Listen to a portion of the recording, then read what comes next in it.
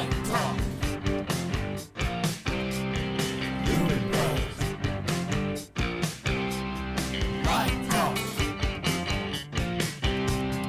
Light Talk. Light Talk. Lumen Brothers.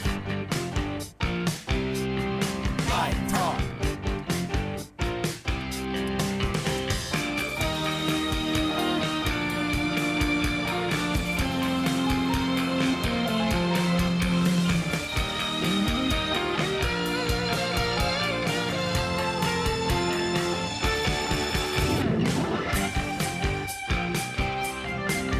Hey, it's Steve in Dallas, Texas. It's Saturday morning, my friend, and you are listening to Light Talk.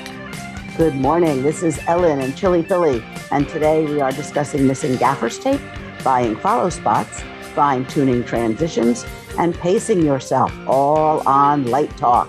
And this is David coming to you from the beautiful Belmont Shore neighborhood of Long Beach, California. And if you don't already know, you are listening to Light Talk, and we are the Lumen Brothers and Sistah.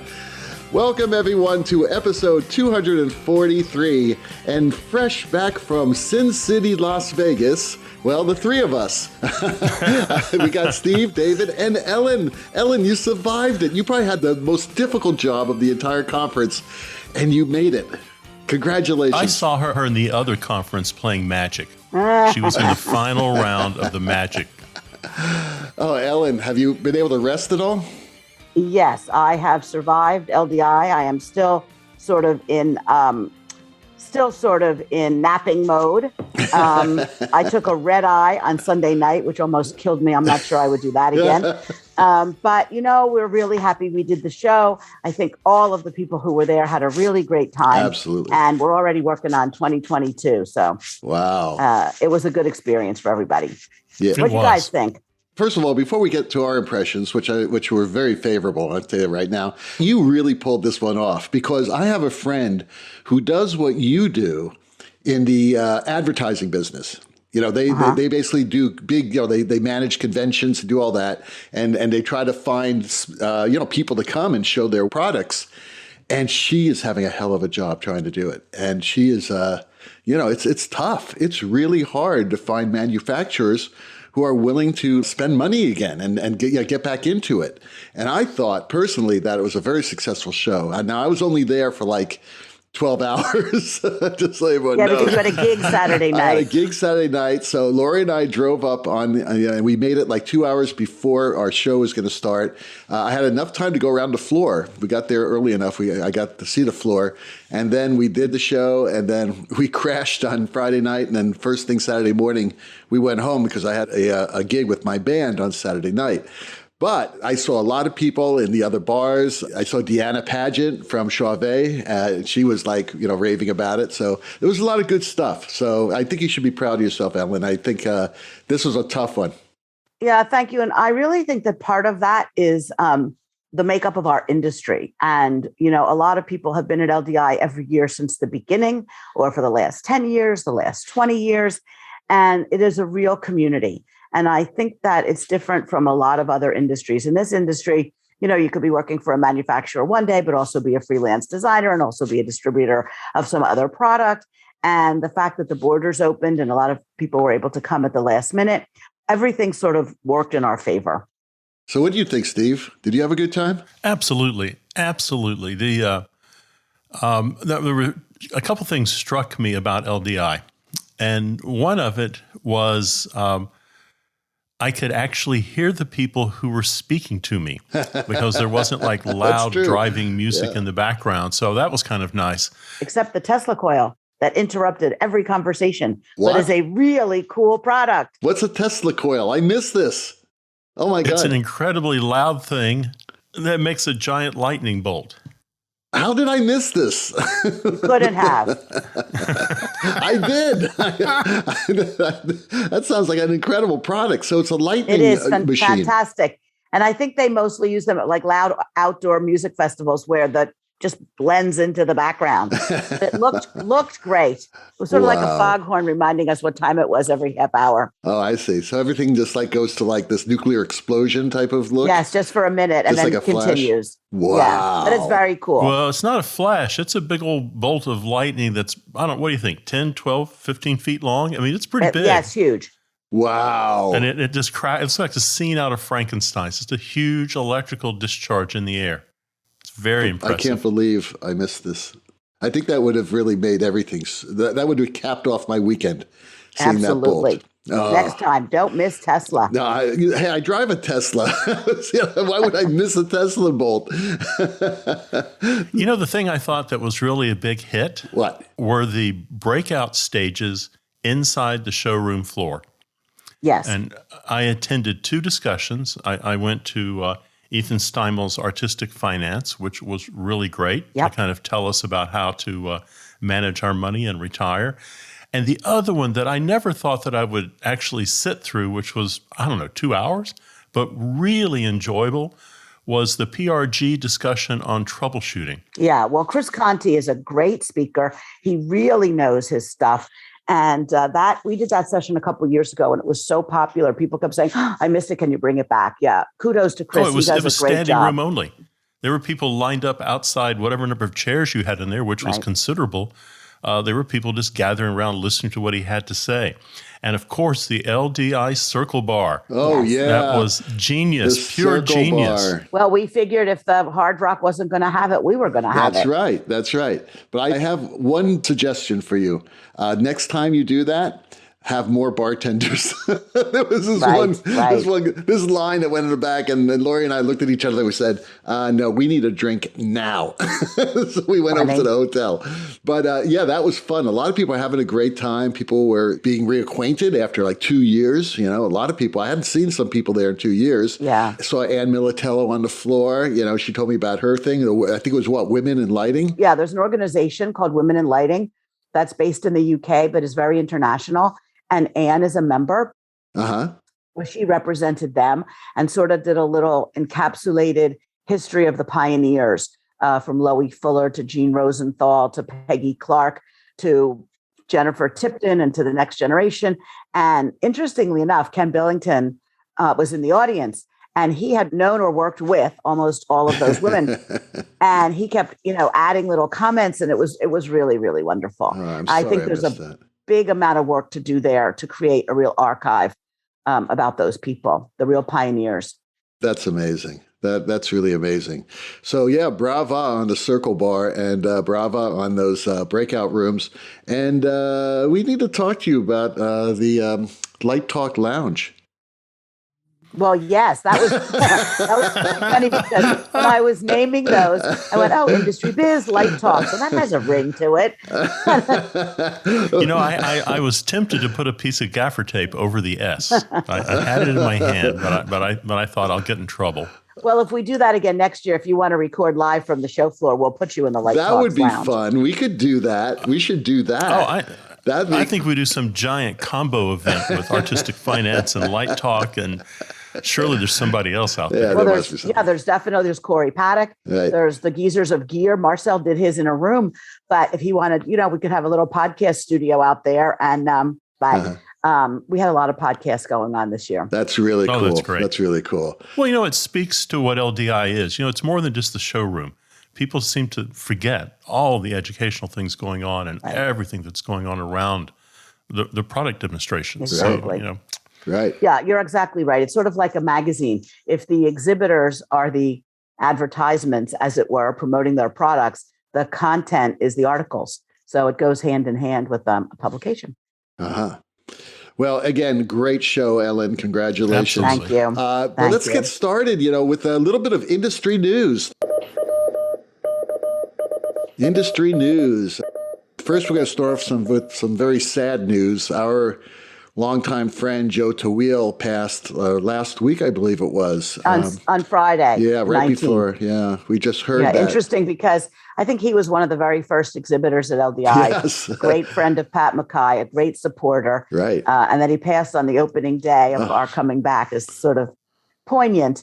He was 84. Mm-hmm. I mean, as you know, the founder of GAM, and I don't Right. think there's anyone in this industry of a certain age that didn't know him. Right. Great American Market. That's what it Great stood American for. Market, right? And later GAM Products, Right. which was eventually sold to Roscoe. Right. And, a GAM color book was everybody had a gel book. Absolutely. And they had a great scene machine. Remember that?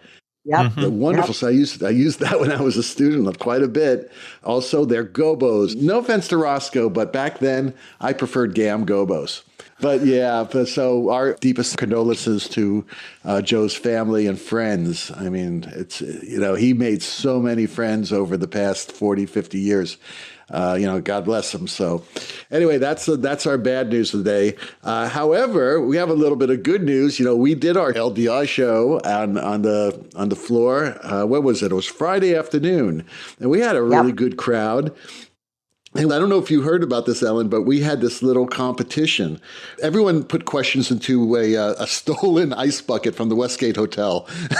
And I don't know how it was stolen, but I'm going to blame it on Lori. That's funny. And we picked out 8 questions. All those 8 people got to choose not ready for a dishwasher Light Talk coffee mug on the desk. So they got to choose one of them. And then at the very end of the show, there was one of them that was marked. And we announced what the mark was, and whoever got that mark would win Lumen Brother or Sistah of the day, and we were going to have them on the show to co-host the show. And as it turns out, Jordan Hall, one of Brackley's students, got the winning mug. So we're really excited about that. And matter of fact, everyone was fantastic during that show. The whole audience was energized. They were cheering, they were singing. It was a lot of fun. But I was so happy for Jordan. And so we're going to have him on an upcoming show. And we missed you, Ellen, but we all knew from the very beginning, she's going to be pretty damn busy. Well, I mistakenly thought I could take an hour off and pop in and be a sister. But, one thing always leads to another. So Silly you. Sure. No way that's going to happen. And here I am. There you are. So you're making up for it today. It's great. You also missed the premiere of our brand new theme song. Yes. Oh. Well, it's not brand new. It's a remix. One of our listeners, Drew Belinsky, last week said, hey, I was fooling around. Tell me what you think. And he recorded a piano track to the song, and the piano sounded fantastic. So we mixed it in. I did a whole new remix of the song. So we premiered it on the episode 242, which was the show at LDI. And and you're going to hear it on this one too. So that's Drew playing piano. Lori's there with a vocal in there. And we need to get you to vocalize too, by the way. I don't sing, I talk. You don't have to sing. You just have to say Light Talk. Lumen Brothers. Oh, Light Talk. I can do that. It'd be great if you said, and Sistah. And Sistah. And then I'll just put that in. That would be funny. That's funny. We'll talk about later. Anyway, Ellen has our first listener question of the day. Okay. Deborah writes in from Atlanta. My school needs 2 follow spots. Should I buy 2 conventional follow spots or just use 2 moving lights? That's an interesting question, isn't it? It sure is. I think we all have opinions on this. So go ahead. I know, but does some of that have to do with like real estate? Do they have a follow spot booth? Are they going to be in the grid someplace? Does she have room for them? Or would moving lights be better for the size of her school? Those are good considerations. I hadn't even thought about that. I was thinking about something that's really practical because where are you going to put them? I have a feeling that Deborah already has some sort of place to put follow spots. But who knows, right? I guess I'm just assuming that. But Ellen's correct. I mean, if you don't have the room, the best way to go about it is using a couple of moving lights with some type of a remote system so that people can run it remotely. Like the PRG ground control. Like ground control. There are a few others that are less expensive, but that's where things get kind of crazy because it starts costing you some more money. But there are some products that are less expensive, but I don't know if you'd be saving money. I think that I would rather go with the better technology using this type of ground control system. However, that being said, there's nothing like just getting somebody with their hands on a follow spot because it's dependable. It's easy to make changes. That person's right there. What do you think, Steve? Well, I'm going to vote for the moving lights. I'm going to say, the other company to take a long, hard look at is Roby. If you're going to get a couple moving lights, you grab a couple new Roby moving lights and you get their ground control system with it. So you still have a follow spot operator who can control the lights. They're just working remotely. I think the advantage of the moving lights, if we're not worried about budget, but a good follow spot's up there in price too. You're probably looking at $10,000 for that. I was looking at the new LED stuff from Lycian, and it was gorgeous. But with the two moving lights, maybe you don't need a follow spot on every show. And now you got two moving lights, and you have an animation wheel and full color control and two gobo wheels and shutters. I mean, they can be more than just a couple follow spots that are operating every third show. Maybe you do get you spend more, but you get more bang for your buck. Yeah. I think that's a great point, and now you've convinced me. Absolutely, go with the moving lights, because how many musicals or shows with follow spots are you actually going to be doing per year? I mean, you don't want them just sitting there, in their covers, right, their dust covers and not doing anything. Right, absolutely. Plus, one more thing: if you use moving lights, you're not restricted to one angle. Like Ellen said, a follow spot usually goes into some sort of a follow spot booth, someplace that's quiet, away from the audience. And that's one angle of light. It's usually relatively low, maybe like 30 degrees up. But if you were using some ground control system with two moving lights, you could put those moving lights anywhere and still use them as follow spots. You could have, you're doing a dance concert, one in the front, one in the rear. You could do that. That's right. Or you're doing a jazz band, one in the front, one in the rear. Right. So you have a lot of flexibility there. And that Roby system is a nice system. I know you were looking at it for a while, Steve. Yeah, I think where I am heading is BlackTrax, though. I think that's where I'm going to go. Yeah. I'm getting ready to design a new ballet, and I'm using BlackTrax in that. So, but that's real expensive, isn't it? BlackTrax? Well, yeah, I think everything is negotiable. Okay. I think everything, I go into the Tesla a lot. If it's a bad day, if it's the first of the month, I'm not going to get a deal. If it's the 29th day of the month and that salesman hasn't sold a Tesla, maybe I get a little bit better of a deal. I think what you do, I think if it's PRG or it is Roby or it is BlackTrax or the other 3 or 4 are out there, you have to talk to every manufacturer. You have to see every product. You have to see all the demos. I wouldn't take anything off the table till you talk to your dealer network and your distributors. I have Perry in California, and Perry writes, when a transition, like a complicated scene shift, does not go as planned, who takes the lead to make it happen? Well, let's talk about scene shifts. Who does the scene change? And usually that's the stage management team are responsible for a smooth execution of scene changes. Very often they organize that with the crew and the TD in tandem in the back. They are taking notes on everything that's happening to make sure it happens in a certain way. Sometimes if actors are engaged, then sometimes the director is running around the stage also. If things aren't working well, then people are putting their heads together. Maybe this needs to go first or that actor needs to do something later. Scene shifts are really complicated.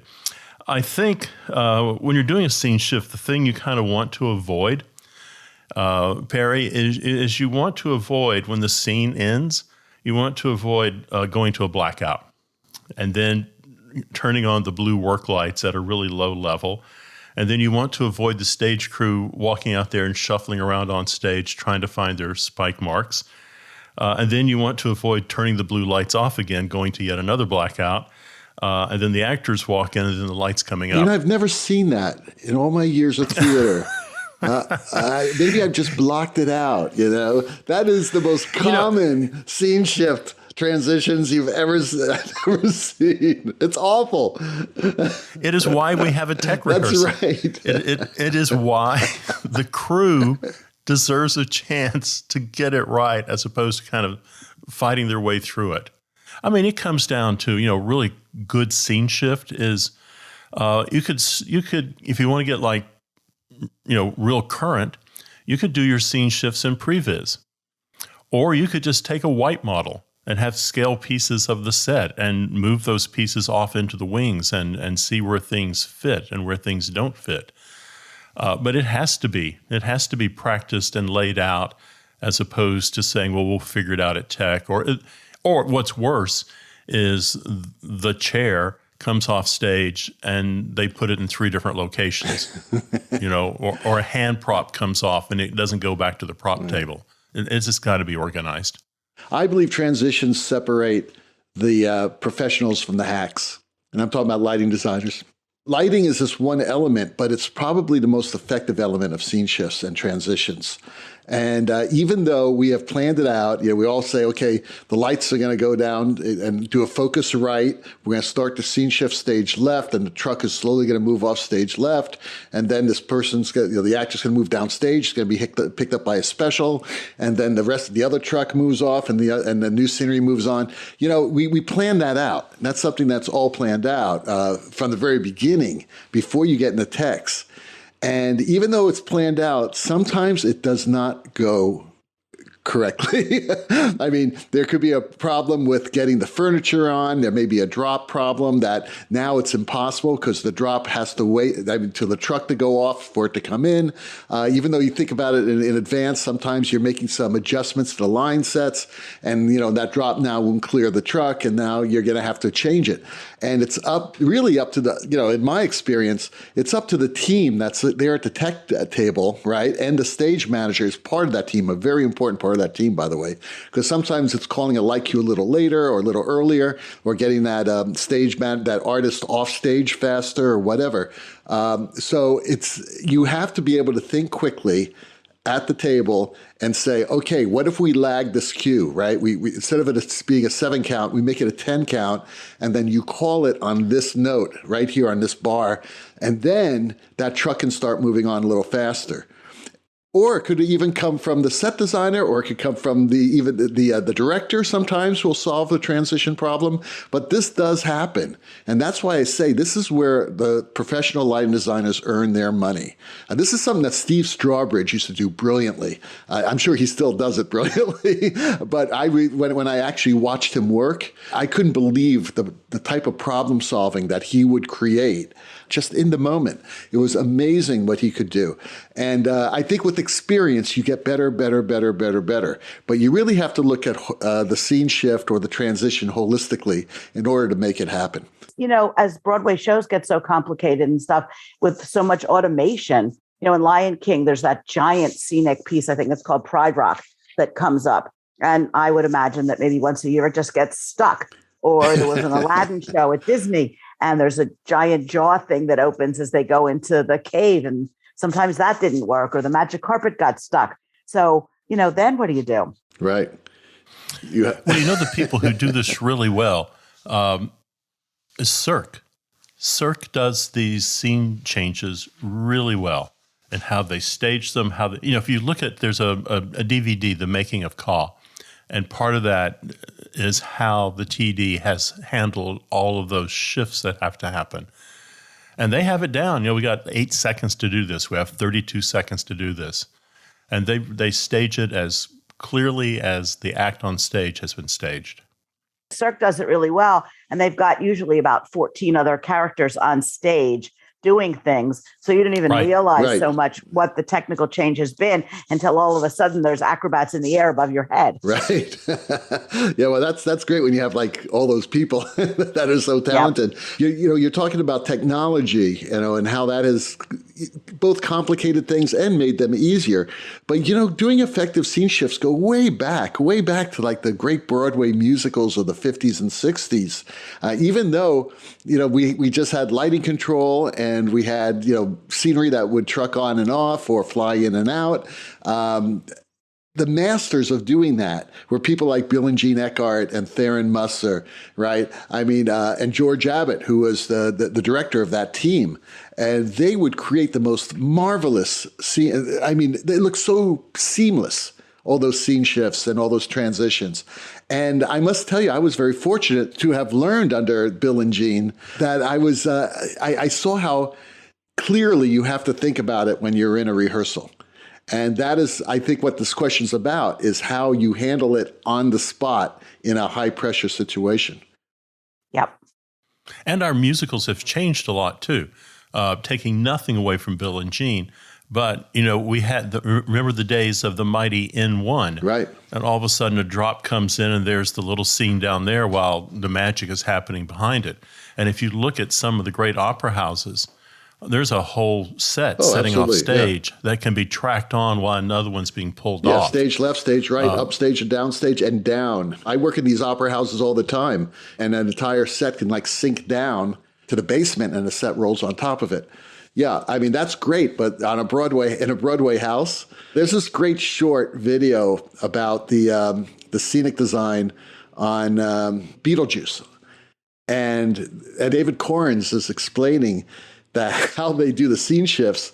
And because that Broadway house, the theater is, not this huge theater with wing space and backstage, they actually fly the scenery out. They roll it, they truck it left, and they hook it up, and it flies out on winches.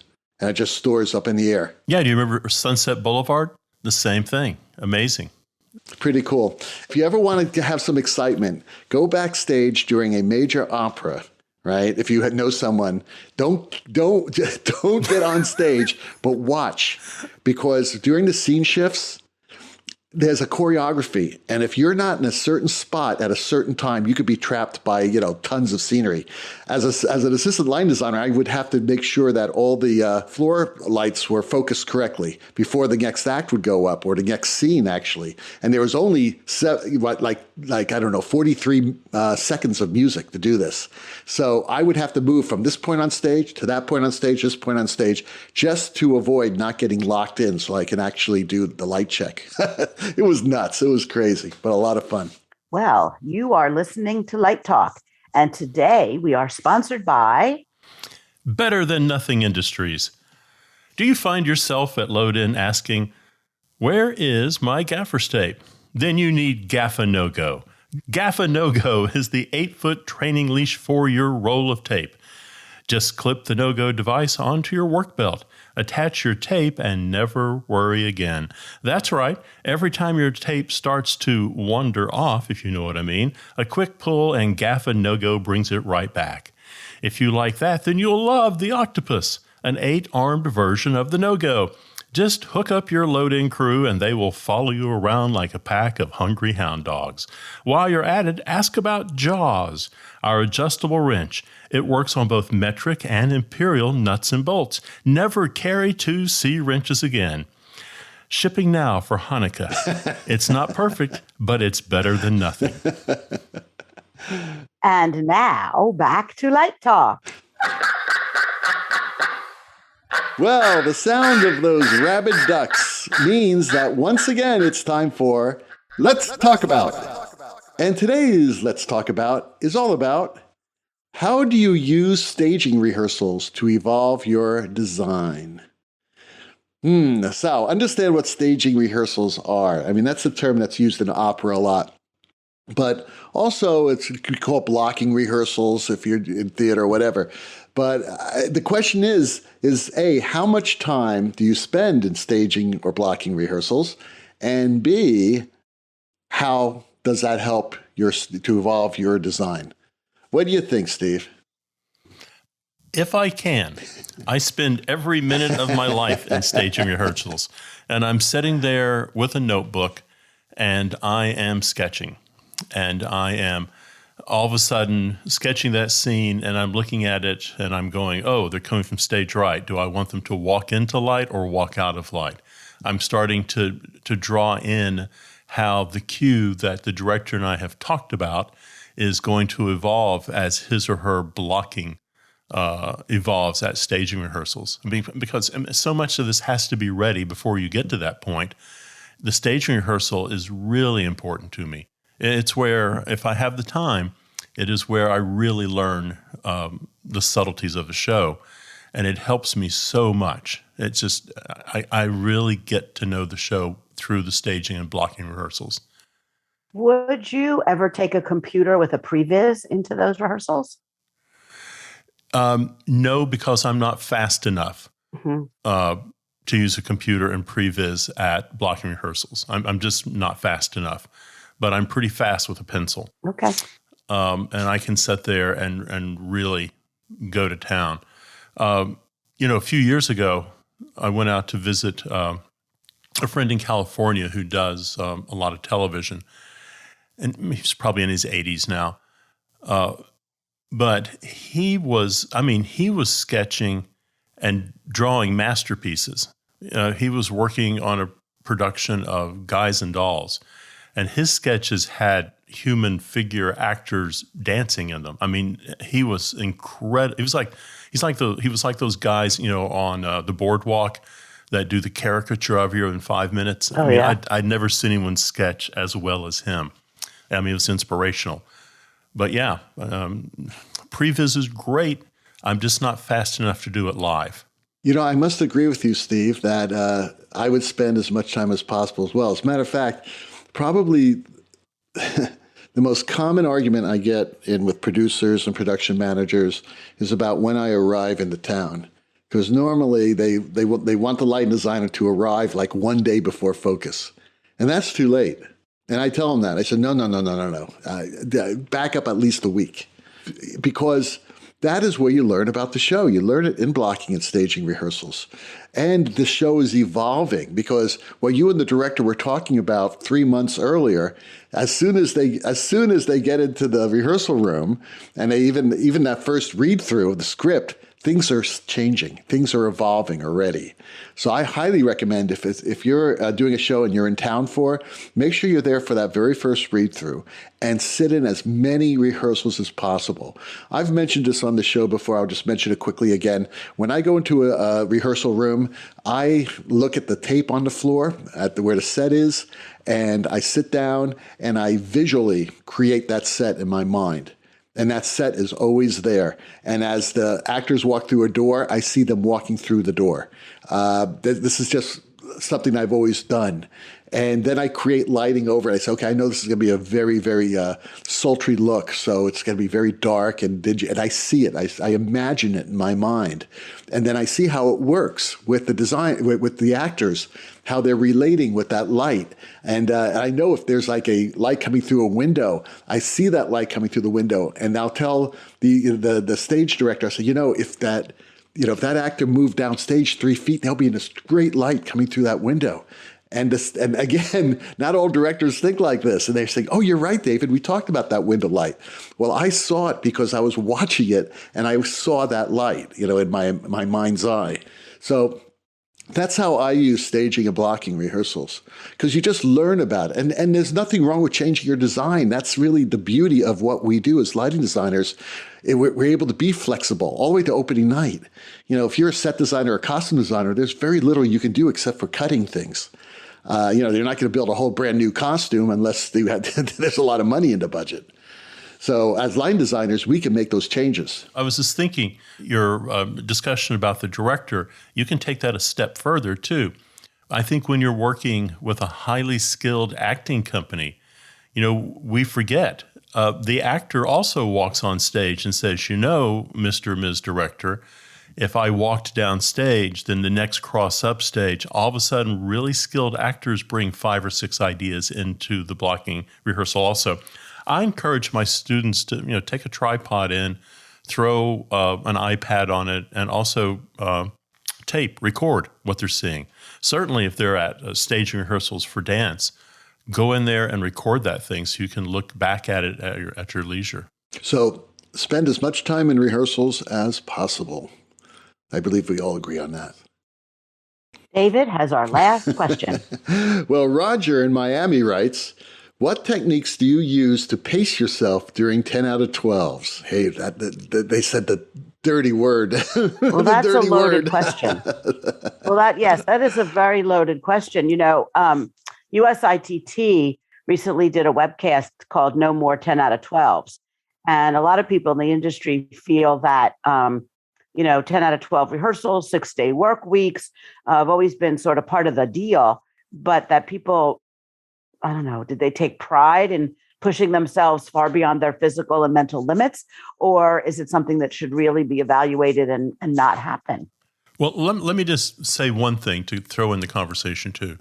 At the university, when I'm training young designers, what I find is a 10 out of 12 is not helpful because even the most dedicated of them start fading after about 7 hours. And they just get tired. It's sensory overload. It just keeps coming at them. So at least on the university level, I do not see the 10 out of 12 as being something that is healthy, either mentally or physically for them. Well, you know something? When I was helping my friend out down at USC last weekend, and they weren't 10 out of 12s, they were 14 out of 16s, which are basically what 10 out of 12s are for people who are involved in technical rehearsals, not the actors, but the technicians and designers and stage managers. After the dinner break, I was done. I couldn't see anything. And my eyes were just tired. I did everything that I'm about ready to suggest you doing for these long days, because even if they abolish 10 out of 12s, you're still going to be tired. There's still going to be days where you're really, really tired. And I think that's where this question is leading to, is what techniques do you use to pace yourself? And I have 4 very important things I use to pace myself during tech rehearsals, long days. One is rest. That means when you go out at night after a long day, you don't go to the bar and stay there for 2 hours and then get 4 hours of sleep and then come back into the theater at 8 a.m. in the morning. That is crazy. You're going to just hurt yourself. If you want to be sociable, go to the bar, right? Have a glass of water, right? Don't have a vodka, even though I sometimes have vodkas. If I know I don't have to be early in the morning, I may. But rest. You must find your rest. You must get at least 6 hours of sleep at night. No alcohol. I think that if you drink a lot, that's a big mistake for so many reasons. First of all, if you start drinking and everybody sees you drinking, and then the next day you are not at the top of your game, they're going to think it's because of your drinking problem. And I think that's a really bad way to start your career, okay? You don't want to be known as that type of person. You don't want to. You have to be at the top of your game. Because like we mentioned earlier with transitions, all of a sudden the transition's not working. You better come up with that solution now. You know what I mean? If you're slow, that's going to be a problem. Eat well. That means eat healthy foods and not junk. Make sure you eat a good dinner, a good breakfast, and a good lunch. Don't just go out and, say, okay, I'll just have a cafe con leche or whatever. Have something substantial. Have some chicken or have some, some fruit or have some vegetables, right? And then the final thing, believe it or not, is Ambien. That's only for me when I'm overseas because I have terrible, terrible jet lag. And Ambien actually saved my career. Because the next morning I get a full night's sleep, and the next morning I feel super refreshed. How about you? Do you have any techniques? I'm sure, Ellen, you've had long nights like that. Well, oddly enough, I need 8 hours of sleep. So I have to subscribe to don't get into the fear of missing out. No FOMO. Right. If everybody's going someplace after a long day at LDI and it's already nigh on 11 o'clock, I'm going home. I just cannot function the next day if I don't get 8 hours of sleep. Right. So I don't go to the clubs. I don't go to a lot of late night things. I just can't. When you're 20 years old, I guess it's a little different. But even those kids need to pace themselves if they're going to do a good job. Exactly. Again, you don't want to be known as that person who's like partying at night. Right. You're there for a job. They're paying a lot of money for you to get there and put you up and all that. And Right. if you're out there and you're too much of a social butterfly, then you just make one mistake. That's all it takes. One little mistake, and all of a sudden, oh my God, yeah, I guess he didn't get enough sleep last night. He was drinking vodka all night long. Right. Especially now that safety, on stage and safety on the set are such major considerations. If you're tired, you're going to make mistakes. Absolutely. So, yeah. So eat your Wheaties.